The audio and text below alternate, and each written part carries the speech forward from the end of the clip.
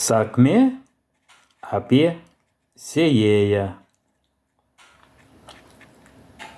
Viena iš sakmų, pabrėžiančių pasakojimo svarbą, dažnai buvo prisiminimuose kartojama įvairių apaštalų, Kristaus mokinių.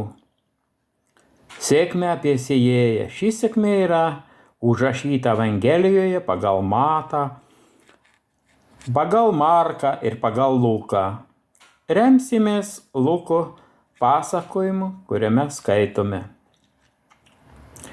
Kai susirinko daug žmonių, o iš visų miestų pas jį suėjo gyventojai, jis pradėjo pasakoti sakmę. Štai sėjėjas išsiruošė sėti, jam besėjant vieni grūdai nukrito prie kelio ir atskridę paukščiai jos sulėsi. Kiti nukrito ant uolų, kur buvo nedaug žemės. Jie greit sudygo, nes neturėjo gilesnio žemės sluoksnio. Saulei patekėjus, daigai nuvyto ir neturėdami šaknų nudžiūvo. Kiti krito tarp erškėčių, erškėčiai užaugo ir nusmelkė juos. Dar kiti nukrito į gerą žemę ir davė derlių. Vieni 100 grūdą, kiti 60, dar kiti 30. Kas turi ausis, te klauso. Jo mokiniai paklausė, ką reiškia ši sėkmė? Mokiniai paprašė išganytojo paaiškinti šį pasakojimą.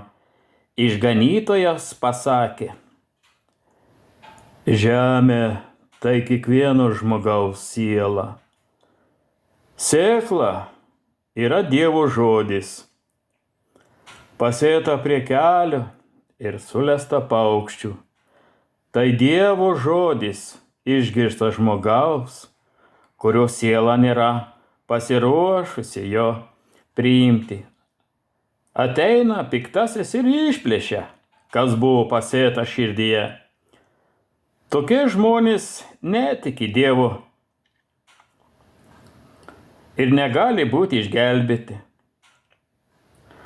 Ant uolų nukritusi sėkla, tai Dievo žodis, kurį žmogaus siela iš pradžių priima su džiaugsmu, tiki Dievą, bet ne taip stipriai.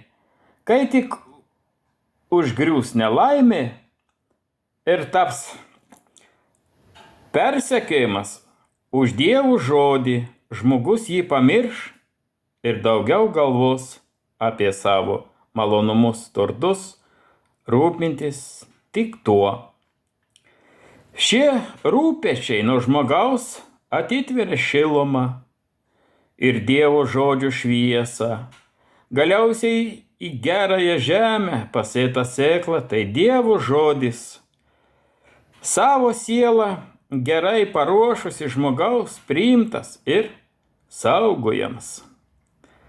Kaip ir augalas, Dievo žodis geroje ir tyroje žmogaus sieloje sudygsta. Subrandina daugiagrūdės varpas, kur rūpestingiau ir geriau savo sielą paruošia žmogus, tuo jis labiau rūpinsis pildymas Dievo įsakymais. Tuo daugiau savo gyvenime padarys jis gero.